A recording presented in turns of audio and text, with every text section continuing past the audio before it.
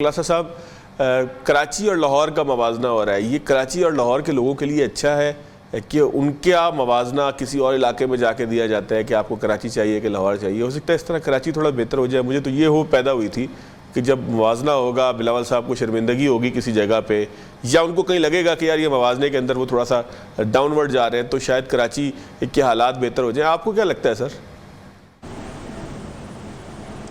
ये बड़ा एक अहम सवाल आपने किया है कि क्या इस मुल्क की आबादी जिसकी 25 करोड़ है और इसके कोई 140 कुछ 46 अजला हैं, अगर मैं गलत नहीं कह रहा, उसमें से सिर्फ 2 शहर या 2 अजला कह लें, चले कराची में तो ज़्यादा अजला हैं, शहर में शायद 4 हैं, लाहौर तो एक ही ज़िला है। आप सिर्फ 5 अजला को रोल मॉडल के तौर पर पेश करें, 2 पॉलिटिकल पार्टीज़ जो हैं जिन्होंने इस मुल्क पे, अगर आप देखें उनकी भुट्टो साहब की पार्टी को देखें तो 55-56 साल हो गए मेरा ख्याल है, इससे भी ज़्यादा हो गए हैं शायद।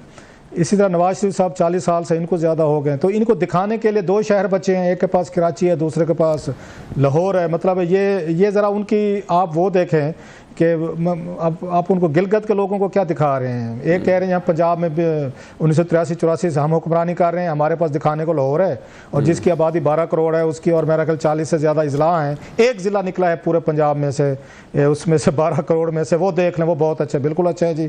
वो कहते हैं जनाब हम यहाँ से 1971-72 से हम हुकूमत कर रहे हैं, तकरीबन कराची हमारे पास ही रहा है, बाद में ठीक है दरमियान में और हुकूमतें मार्शला भी हैं, लेकिन अभी देख लें 17 साल से तो ज़्यादा होने वाले हैं मेरा ख्याल है, उन्हीं के पास ही है।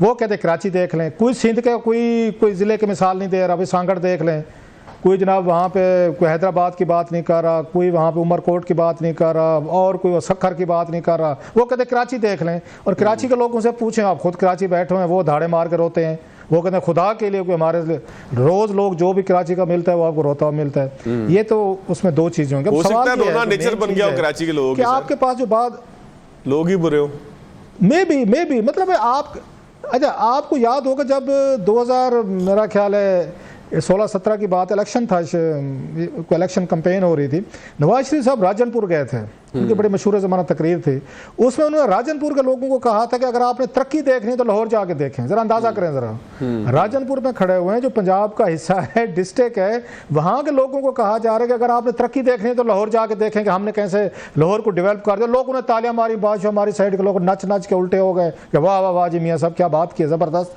बिल्कुल ठीक है। और फिर क्या हुआ सर, उन्होंने अपना नहीं कहा कि हमारी क्या हालत है, हमारे साथ इंफ्रास्ट्रक्चर है नहीं है, हमारे क्या मसाइल है, उन्होंने हमारे भूल जाए, लाहौर तरक्की करके बस काफ़ी है, पंजाब तरक्की कर गया, हम जीत गए, हमारा पहलवान जीत गया है। उसका नतीजा क्या निकला सर, जब आप लाहौर कराची की बात करते हैं सिर्फ, कि हमारे जैसे जो देहाती लोग थे, कोई मुजफ्फरगढ़ से, कोई लिया से, कोई रहीम यार खां, सादकाबाद, लोधरा, वहाँ से ये खानेवाल, जो भी गरीब गुरबा बेचारे हमारे जैसे थे, उन्हें पता चला भाई लाहौर तो तरक्की कर गया है, भाई बसेस भी आ गई हैं, और ट्रेन भी आ गई है, रोड भी अच्छे हैं, खूबसूरत सारी चीज़। उन्होंने बोरा बिस्तरे उठाए, खोते रहने पकड़े, सारे लाहौर पहुँच गए सर, लाहौर फट गया आपका।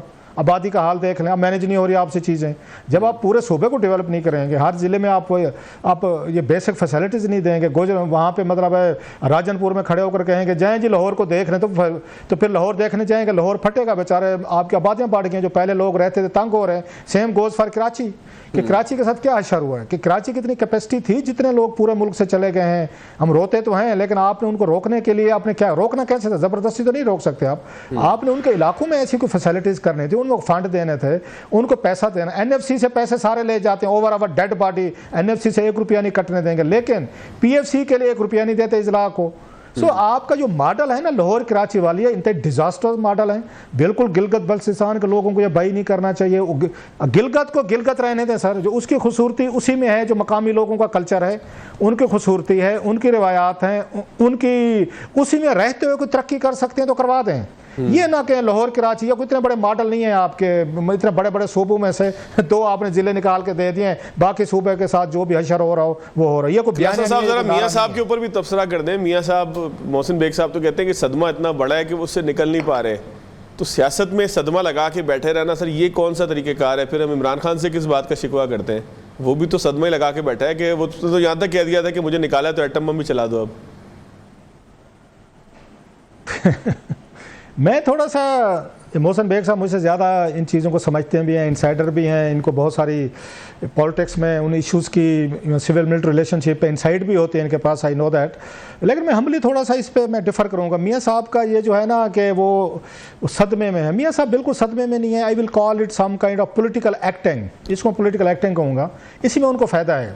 आप मुझे बताएं कि जरदारी साहब खुद को समझते हैं जनाब कि हम अकेला जरदारी साहब पे भारी।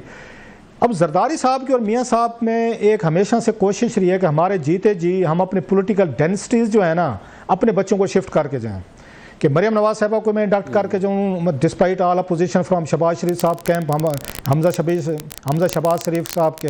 अच्छा, उनकी जरदारी साहब अभी तक लड़ रहे हैं, जो 28वीं तरमीम पे जो लड़ाई जारी है वो इसी चीज़ पे जारी है कि बिलावल को वज़ीर आज़म बनाते हैं तो हम 28वीं तरमीम सपोर्ट करना चाहते हैं। उनकी कोशिश है कि मेरे जीते जी बिलावल वज़ीर आज़म बन जाए, अभी वो ख्वाब है उनका। और दूसरी तरफ नवाज शरीफ साहब को देखें, इनको क्या कुछ मिला है जो कहते हैं कि वो सदमे में है या मुश्किल में है। मियाँ साहब आपको याद होगा इलेक्शन से पहले ये अब्सकॉन्डर थे सर, ये 50 रुपए के स्टाम्प पेपर पे गए हुए थे जो उन्होंने दिया था शहबाज शरीफ साहब ने। वापस आए सर, उनको एयरपोर्ट पे नादरा किया, वहाँ पे बायोमेट्रिक हुई, उसके बाद खुद वही नायब जिसने 3 साल पहले सजाएं दिलवाई थी अदालतों में गया, माफिया मांगी, केसेस विड्रा कराए, उनको क्लियर करवाया, इलेक्शन लड़वाया सर। जरा देखते हैं कि जिनको सदमा है कि उनके साथ बहुत बड़ी ज्यादती हो गई है। फिर उनका पंजाब में जैसे तैसे, ये तो घर जाके बैठ गए थे कि हम इलेक्शन हार गए हैं। दोबारा 3 दिन बाद वापस आए, मरियम नवाज साहबा ये वजीर आला बनी, उनके भाई साहब जो हैं वजीर आजम बन गए, पूरी पीएमएल नवाज जो है वो इस वक्त वो कैबिनेट है। कैबिनेट में 4 साल से पहले पीडीएम को मिला है, 2 साल ये मिला, 4 साल से हुकूमत कर रहे हैं।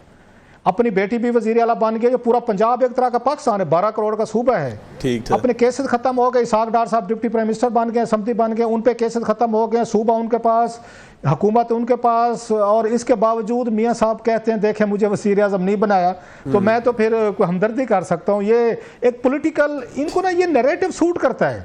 अभी भी नवाज लीग का फॉलोअर मिलेगा, नहीं जी बड़ी जाती होगी, मियाँ साहब को वज़ीर आज़म नहीं बनने दिया। तो मियाँ साहब की बेटी ये वज़ीर आला बनी है, उनके लिए वो ज़्यादा बेहतर काम हुआ है कि उनकी लेगेसी ट्रांसफ़र हो गई है। अब कल को वो आगे की ये उम्मीदवार होंगी, तो जरदारी साहब ये काम नहीं करा सकते, अभी तक नहीं करा सके वो कि बिलावल को वज़ीर आज़म बनवाएं, बिलावल को आगे लेकर आएँ।